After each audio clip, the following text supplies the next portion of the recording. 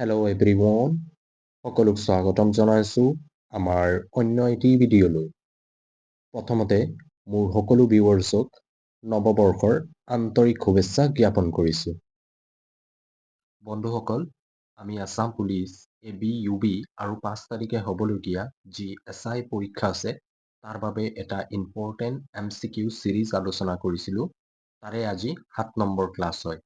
ইয়াৰ আগৰ 6টা ক্লাছ যদি তোমালোকে নাই চোৱা, সকলোকে ৰিকুৱেষ্ট কৰিছোঁ ডেছক্ৰিপশ্যনত ক্লাছৰ লিংক দিয়া আছে, য'ত গৈ চিৰিয়েলকৈ তোমালোকে এবাৰ ক্লাছখিনি চোৱাৰ বাবে মই ৰিকুৱেষ্ট কৰিছোঁ। আজিৰ ক্লাছত আমি 30টা MCQ আলোচনা কৰিম আৰু এই 30টা MCQত কোনে কিমান স্ক'ৰ কৰিছা মোক কমেণ্ট কৰি জনাবা। এই চিৰিজত আমি ইণ্ডিয়ান জিকে, আছাম জিকে, ষ্টেটিক জিকে আৰু কাৰেণ্ট এফেয়াৰ ৰিলেটেড কুৱেশ্যনসমূহ আলোচনা কৰিছোঁ। তেনেহ'লে আৰম্ভ কৰোঁ আজিৰ ক্লাছটো। আজিৰ ক্লাছৰ প্ৰথমটো কুৱেশ্যন হ'ল জ্ঞানপীঠ বঁটা বিজয়ী প্ৰথম অসমীয়া সাহিত্যিকগৰাকী কোন আছিল? অপশ্যন 4টাৰ ভিতৰত উত্তৰ হ'ব বীৰেন্দ্ৰ কুমাৰ ভট্টাচাৰ্য আছিল জ্ঞানপীঠ বঁটা লাভ কৰা প্ৰথম অসমীয়া সাহিত্যিক। যদি এক্সামত কুৱেশ্যন আহে প্ৰথম জ্ঞানপীঠ বঁটা লাভ কৰা প্ৰথম অসমীয়া মহিলা সাহিত্যিক কোন আছিল, তেনেহ'লে উত্তৰ হ'ব মামণি ৰয়ছম গোস্বামী। তেওঁ আছিল প্ৰথম মহিলা যিজনে জ্ঞানপীঠ বঁটা লাভ কৰিছিল। মই যিখিনি এক্সপ্লেইন কৰি যাম নোট কৰিবা, ইম্পৰ্টেণ্ট হয়। কুৱেশ্যন নম্বৰ 2, ভগদত্ত কোন বংশৰ ৰজা আছিল? অপশ্যন 4টাৰ ভিতৰত উত্তৰ হ'ব ভৌম বংশৰ ৰজা আছিল ভগদত্ত। অসমৰ প্ৰাক ঐতিহাসিক যুগৰ যদি আমি ইতিহাস চাওঁ, তাত মুঠ 3টা বংশ আছিল, দানৱ বংশ, ভৌম বংশ আৰু অসুৰ বংশ। এই ভৌম বংশৰ ৰজা আছিল ভগদত্ত।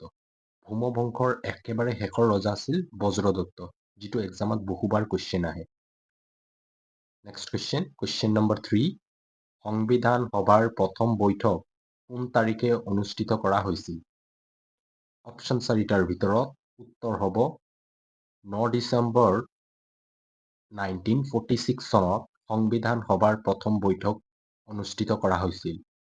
সংবিধান সভাৰ গঠন 1946 চনত কৰা হৈছিল। সংবিধান সভাৰ গঠনৰ এবছৰ পাছত ভাৰতৰ সংবিধান প্ৰস্তুত কৰাৰ বাবে খচৰা সমিতিৰ গঠন কৰা হৈছিল। মই যিখিনি এক্সপ্লেইন কৰি গৈছোঁ তাক মনত ৰাখিবা, যাতে এক্সামত ইয়াৰ বাহিৰেও যদি কিবা কুৱেশ্যন আহে তোমালোকে এৰি নাহা। যিহেতু এটা কম্পিটিটিভ এক্সামত 1 মাৰ্কৰ ইম্পৰ্টেণ্ট বহু আছে, তাৰ বাবে যাতে তোমালোকে 1 মাৰ্ক এক্সামত এৰি নাহা, তাৰ কাৰণে মই যিখিনি এক্সপ্লেইন কৰি গৈছোঁ সেইখিনি মনত ৰখাৰ চেষ্টা কৰিবা। সংবিধান সভাৰ প্ৰথম বৈঠক 9 ডিচেম্বৰ হৈছিল আৰু 13 ডিচেম্বৰ নেহেৰুৱে অবজেক্টিভ ৰিজলিউশ্যন দাখিল কৰিছিল। এক্সামত এইটো কুৱেশ্যন আহে, কোন তাৰিখে নেহেৰুৱে অবজেক্টিভ ৰিজলিউশ্যন দাখিল কৰিছিল? 13 ডিচেম্বৰ নেহেৰুৱে অবজেক্টিভ ৰিজলিউশ্যন দাখিল কৰিছিল। নেক্সট কুৱেশ্যন নম্বৰ 4, মহাভৈৰৱ মন্দিৰ ক'ত অৱস্থিত? অপশ্যন 4টাৰ ভিতৰত উত্তৰ হ'ব তেজপুৰত মহাভৈৰৱ মন্দিৰ অৱস্থিত। নেক্সট কুৱেশ্যন নম্বৰ 5, ওড়িশী নৃত্য কোন ৰাজ্যৰ লোকনৃত্য হয়? অপশ্যন 4টাৰ ভিতৰত উত্তৰ হ'ব উৰিষ্যাৰ লোকনৃত্য হয় ওড়িশী নৃত্য। Next question number 6, lord of মেছা উপাধি তলৰ কোনজন ৰজাই গ্ৰহণ কৰিছিল? ভেৰি ইম্পৰ্টেণ্ট কুৱেশ্যন হয়। অপশ্যন 4টাৰ ভিতৰত উত্তৰ হ'ব শালস্তম্ভই লৰ্ড অফ মেছা উপাধিটো গ্ৰহণ কৰিছিল।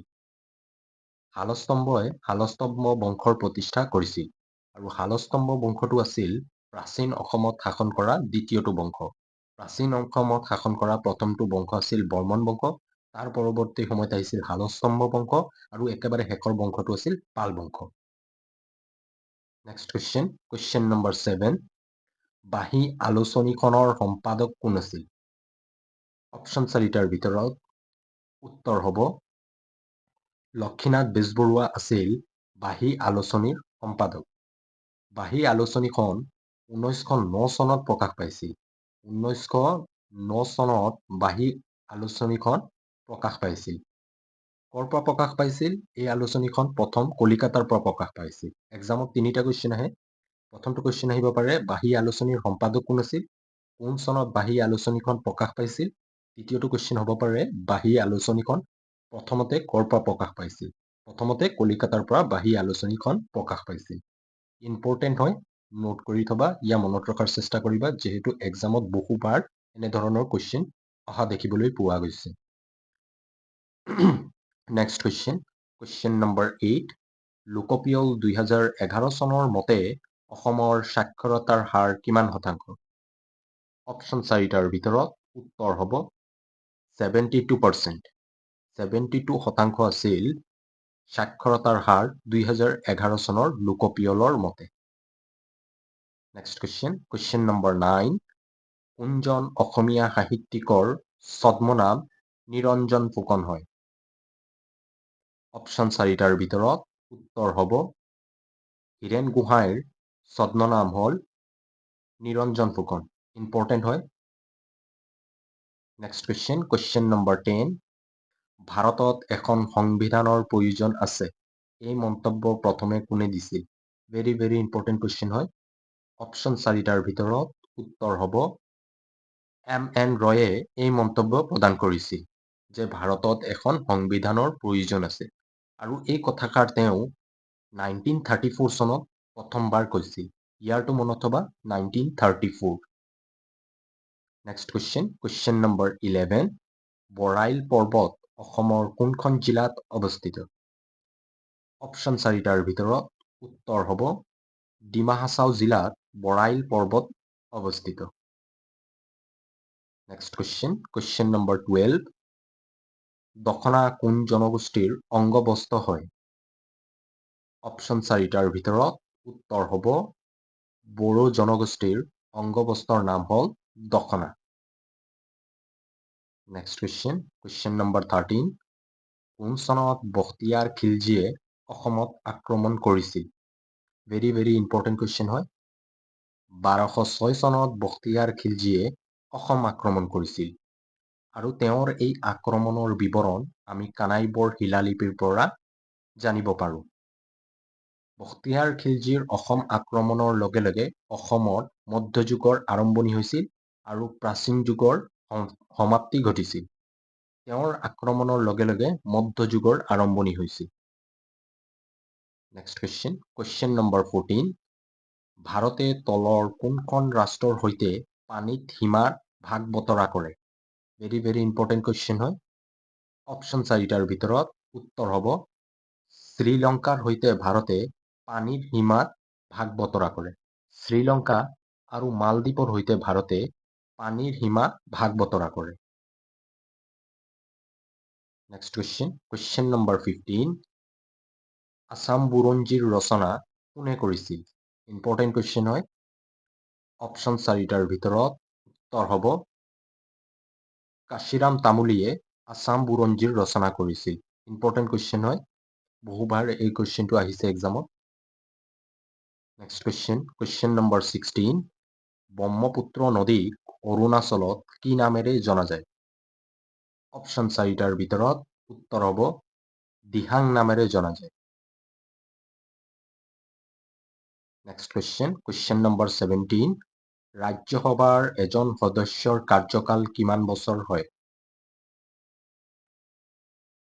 অপশ্যন 4টাৰ ভিতৰত উত্তৰ হ'ব ৰাজ্যসভাৰ এজন সদস্যৰ কাৰ্যকাল 6 বছৰ হয়। তেওঁ 6 বছৰলৈকে নিজৰ কাৰ্যকাল পৰিচালন কৰিব পাৰে। বন্ধুসকল, যদি তোমালোকে ইণ্ডিয়ান পলিটি আৰু কনষ্টিটিউশ্যন ৰিলেটেড মোৰ ক্লাছখিনি নাই চোৱা, ডেছক্ৰিপশ্যনত ক্লাছৰ লিংক দিয়া আছে। সকলোক ৰিকুৱেষ্ট কৰিছোঁ এবাৰ ক্লাছখিনি চোৱাৰ বাবে, য'ত আমি সংবিধানৰ আৰম্ভণিৰ পৰা শেষলৈকে ৰাষ্ট্ৰপতিৰ পৰা আৰম্ভ কৰি মুখ্যমন্ত্ৰীলৈ, ইয়াৰ উপৰিও লোকসভাৰ পৰা আৰম্ভ কৰি ৰাজ্যিক বিধানসভা বিধান পৰিষদৰ বিষয়েও আলোচনা কৰিছোঁ। লগতে যিসমূহ গুৰুত্বপূৰ্ণ MCQ সমূহ আলোচনা কৰিছোঁ। যদি তোমালোকে নাই চোৱা, সকলোক ৰিকুৱেষ্ট কৰিছোঁ ক্লাছ নম্বৰ 1ৰ পৰা ক্লাছ নম্বৰ 10লৈকে চিৰিয়েলকৈ এবাৰ চোৱাৰ বাবে ৰিকুৱেষ্ট কৰিছোঁ। নেক্সট কুৱেশ্যন নম্বৰ 18, কোন দুখন দেশক 24 পেৰালাইনে বিভক্ত কৰে?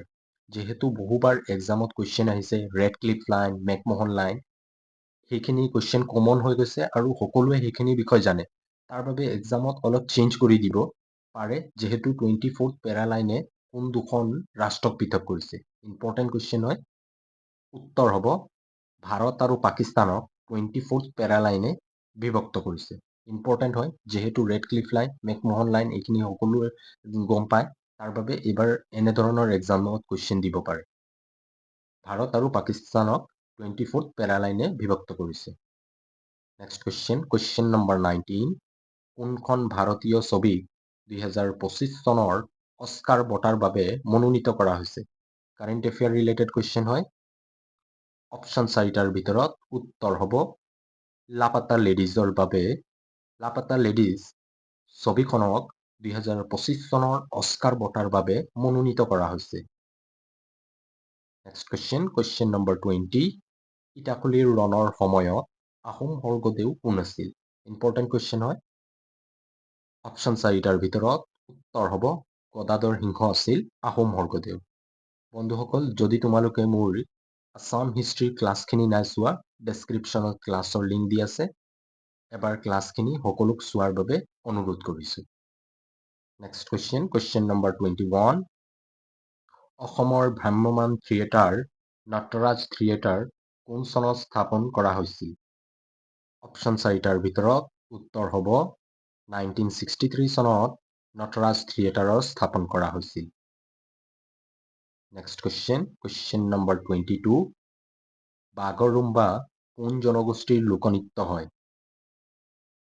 অপশ্যন 4টাৰ ভিতৰত উত্তৰ হ'ব বড়ো জনগোষ্ঠীৰ লোকনৃত্য হয়। নেক্সট কুৱেশ্যন নম্বৰ 23, ভাৰতৰ সংবিধানৰ 8ম অনুসূচীত কিমানটা ভাষাক অন্তৰ্ভুক্ত কৰা হৈছে? অপশ্যন 4টাৰ ভিতৰত উত্তৰ হ'ব 22টা ভাষাক ভাৰতৰ সংবিধানৰ 8ম অনুসূচীত অন্তৰ্ভুক্ত কৰা হৈছে।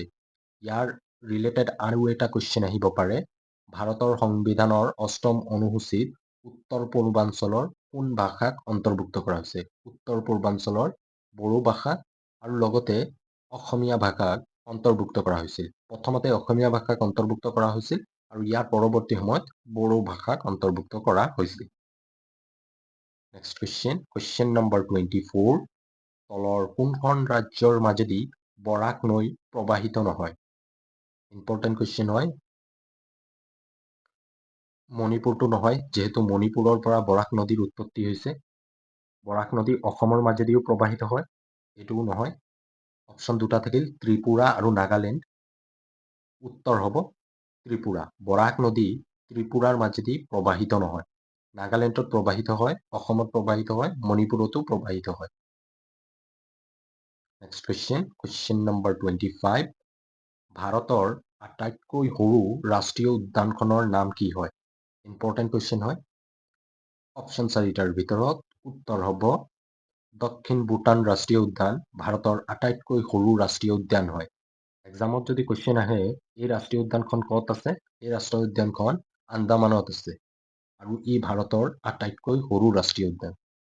বন্ধুসকল, যিসকলে মোৰ চেনেলটো ছাবস্ক্ৰাইব নাই কৰা, সকলোক ৰিকুৱেষ্ট কৰিছোঁ যাতে চেনেলটো ছাবস্ক্ৰাইব কৰি থয়, এনেধৰণৰ গুৰুত্বপূৰ্ণ ভিডিঅ'সমূহ পাবলৈ আমাৰ চেনেলটোক ছাবস্ক্ৰাইব কৰি থব। নেক্সট কুৱেশ্যন নম্বৰ 26, কোন চনত পথাৰুঘাটৰ ৰণ হৈছিল? অপশ্যন 4টাৰ ভিতৰত উত্তৰ হ'ব 1894 চনত পথাৰুঘাটৰ ৰণ হৈছিল। 1861 চনত কোনটো ৰণ হৈছিল মোক কমেণ্ট কৰি জনাবা। কুৱেশ্যন নম্বৰ 27, দক্ষিণ আমেৰিকা মহাদেশৰ বৃহত্তম ৰাষ্ট্ৰখনৰ নাম কি হয়? যিহেতু এক্সামত ৱৰ্ল্ড জিঅ'গ্ৰাফিৰ পৰাও কুৱেশ্যন আহিব পাৰে, তাৰ বাবে ৱৰ্ল্ড জিঅ'গ্ৰাফিৰ ফালৰ পৰা যিসমূহ গুৰুত্বপূৰ্ণ কুৱেশ্যন আছে সেইখিনি কুৱেশ্যনসমূহ এই ক্লাছত অনাৰ চেষ্টা কৰিছোঁ। অপশ্যন 4টাৰ ভিতৰত উত্তৰ হ'ব ব্ৰাজিল। দক্ষিণ আমেৰিকাৰ বৃহত্তম ৰাষ্ট্ৰখনৰ নাম হ'ল ব্ৰাজিল। নেক্সট কুৱেশ্যন নম্বৰ 28, সংবিধানৰ কোনটো অনুচ্ছেদক সংবিধানৰ আত্মা বুলি অভিহিত কৰা হয়? অপশ্যন 4টাৰ ভিতৰত উত্তৰ হ'ব অনুচ্ছেদ 32ক সংবিধানৰ আত্মা বুলি কোৱা হয়।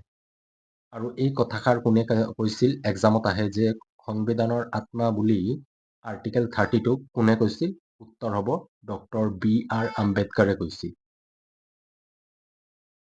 যিসকল মোৰ ক্লাছটো লাইক নাই কৰা সকলোক ৰিকুৱেষ্ট কৰিছোঁ যাতে ক্লাছটো লাইক কৰি দিয়া। তোমালোকৰ এটা লাইকে আমাক মটিভেট কৰে এনেধৰণৰ ক্লাছসমূহ প্ৰস্তুত কৰাৰ বাবে। ইয়াৰ উপৰিও এনেধৰণৰ ক্লাছসমূহ প্ৰস্তুত কৰাৰ বাবে বহু কষ্ট কৰিবলগীয়া হয়। তাৰ বাবে সকলোক ৰিকুৱেষ্ট কৰিছোঁ ভিডিঅ'টো লাইক কৰিবা আৰু নিজৰ বন্ধু বান্ধৱীসকলৰ মাজত শ্বেয়াৰ কৰি দিবা। কুৱেশ্যন নম্বৰ 29, মানাহ ৰাষ্ট্ৰীয় উদ্যানক কোন চনত বাঘ সংৰক্ষিত বনাঞ্চল হিচাপে ঘোষণা কৰা হৈছিল? অপশ্যন 4টাৰ ভিতৰত উত্তৰ হ'ব 1973 চনত মানাহ ৰাষ্ট্ৰীয় উদ্যানক বাঘ সংৰক্ষিত বনাঞ্চল হিচাপে ঘোষণা কৰা হৈছিল। মানাহ ৰাষ্ট্ৰীয় উদ্যান অসমৰ প্ৰথমখন ৰাষ্ট্ৰীয় উদ্যান হয় যাক বাঘ সংৰক্ষিত বনাঞ্চল হিচাপে ঘোষণা কৰা হৈছে। 2006 চনত কাজিৰঙাক বাঘ সংৰক্ষিত বনাঞ্চল হিচাপে ঘোষণা কৰা হৈছিল। কিছুমান বুকত 2007 আছে, কিছুমান বুকছত 2006 আছে। এক্সামত 2006 বা 2007 এটাই দিয়া থাকিব, যিটো দিয়া থাকিব সেইটোৱে ৰাইট হয়, দুটা নিদিয়ে। নেক্সট কুৱেশ্যন, আজিৰ শেষৰটো কুৱেশ্যন হ'ল নামঘোষা কোনে ৰচনা কৰিছিল? উত্তৰটো মোক কমেণ্ট কৰি জনাবা। আজিৰ ক্লাছত যদি কিবা ডাউট থাকে কমেণ্ট কৰি জনাবা। যদি ক্লাছটো চাই ভাল পোৱা ক্লাছটো লাইক কৰি নিজৰ বন্ধু বান্ধৱীসকলৰ মাজত শ্বেয়াৰ কৰি দিবা। আজিৰ ক্লাছত ইমানেই। পুনৰ লগ পাম আমি আমাৰ আন এটা ভিডিঅ'লৈ। আজিলৈ ইমানেই। Thank U.